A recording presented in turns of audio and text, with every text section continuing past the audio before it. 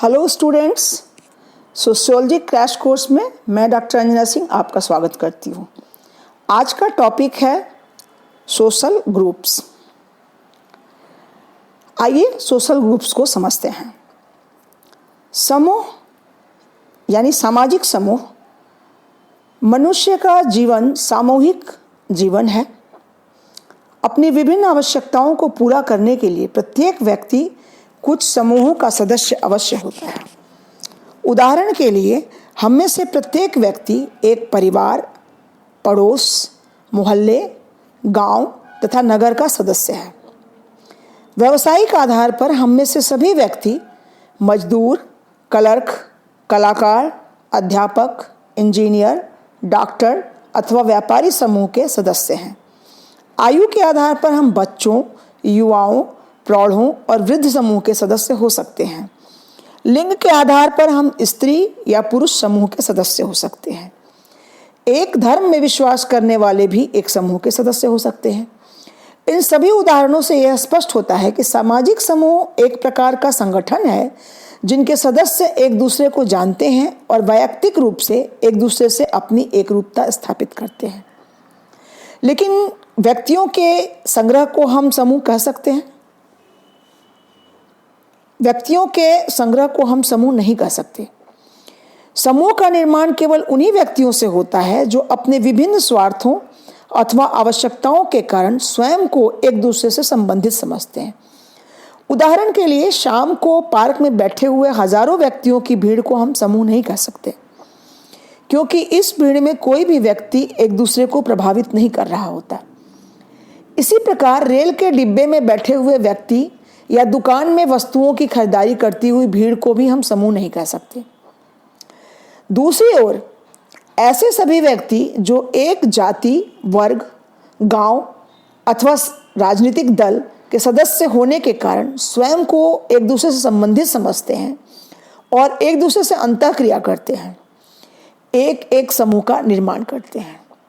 इस आधार पर यह स्पष्ट होता है कि सामाजिक समूह का तात्पर्य कुछ व्यक्तियों के बीच शारीरिक समीपता होना ही नहीं, बल्कि समूह की प्रमुख विशेषता कुछ व्यक्तियों द्वारा एक दूसरे से संबंध स्थापित करना तथा एक दूसरे के व्यवहारों को प्रभावित करना होता है। प्रमुख विद्वानों ने सामाजिक समूह की परिभाषाएं देने की कोशिश की है, जो निम्न प्रकार से है। बोटम के अनुसार सामाजिक समूह व्यक्तियों के उस योग को कहते हैं जिसमें विभिन्न व्यक्तियों के बीच निश्चित संबंध होते हैं। प्रत्येक व्यक्ति समूह के प्रति, उसके प्रतीकों के प्रति सचेत होता है।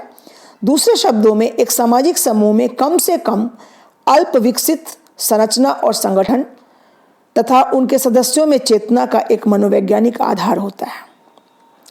मैकाइवर एवं पेज का कथन है, समूह से हमारा तात्पर्य व्यक्तियों के किसी भी ऐसे संग्रह से है जो सामाजिक संबंध के कारण एक दूसरे के समीप हो।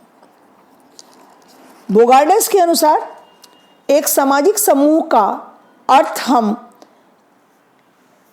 दो या दो से अधिक व्यक्तियों के ऐसे संग्रह से लगा सकते हैं जिनके कुछ सामान्य लक्ष्य होते हैं, जो एक दूसरे को प्रेरणा देते हैं, जिनमें सामान्य वफादारी पाई जाती है और सामान्य क्रियाओं में भाग लेते हैं। आगे ऑकबर्न और नेमकॉफ के अनुसार जब कभी दो या दो से अधिक व्यक्ति समीप आकर एक दूसरे पर प्रभाव डालते हैं तो वे एक सामाजिक समूह का निर्माण करते हैं। विलियम्स ने पारस्परिक क्रियाओं के महत्व पर बल देते हुए सामाजिक समूह को परिभाषित किया है। विलियम्स के शब्दों में सामाजिक समूह ऐसे व्यक्तियों का एकत्रीकरण है जो एक दूसरे के साथ क्रिया करते हैं और इस अंतःक्रिया को एक इकाई के रूप में ही अन्य सदस्यों द्वारा पहचाने जाते हैं। इन सभी परिभाषाओं के आधार पर हम कह सकते हैं कि कुछ व्यक्ति जागरूक अवस्था में एक दूसरे के संपर्क में आकर संबंधों की स्थापना करते हैं, तो व्यक्तियों के इसी स्थायी अथवा अस्थायी संगठन को हम एक सामाजिक समूह कहते हैं। इस प्रकार समूह में निम्न तत्व स्पष्ट होते हैं। पहला, दो या दो से अधिक व्यक्तियों का संग्रह। दूसरा, उसमें प्रत्यक्ष अप्रत्यक्ष संबंध एवं अंतःक्रियाओं का होना। तीसरा, उनकी अंतःक्रियाओं का आधार सामान्य हित या उद्देश्य होना।